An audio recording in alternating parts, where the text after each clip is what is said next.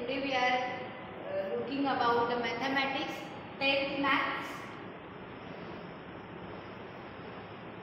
algebra,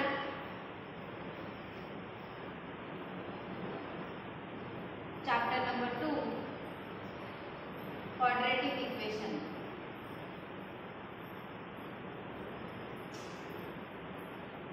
Let us see about the practice set number 2.1.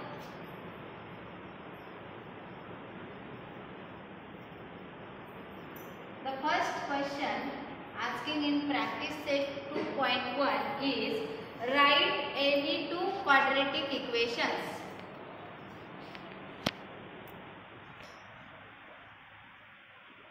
Any two quadratic equations.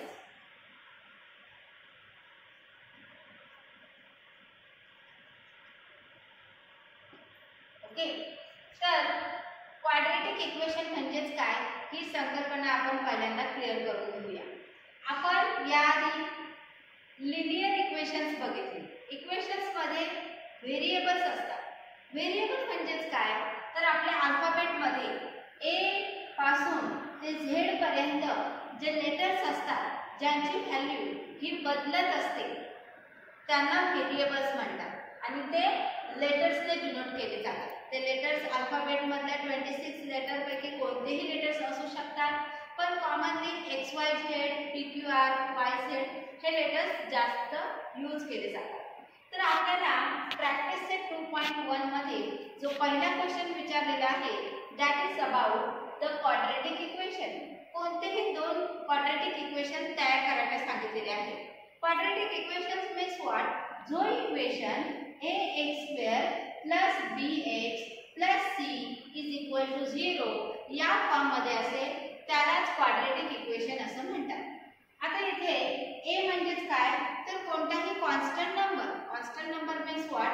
तो 0 पासून 0 1 पासून कोणतेही infinite numbers असू शकतो. b is also any constant number and c is also any constant number. And here variable is take as x, right? Alphabet मध्ये x हा letter राहतो, त्यापैकीच हा x हा लेटर घेतलेला आहे आणि इथे याचा हा जो पॉवर आहे हा पॉवर 1 पेक्षा कसा आहे? मोठा आहे. ज्याचा पॉवर 1 पेक्षा मोठा असतो त्यालाच आपण क्वाड्रेटिक इक्वेशन म्हणून कन्सिडर करू शकतो. Okay, so we have to write here any two quadratic equations.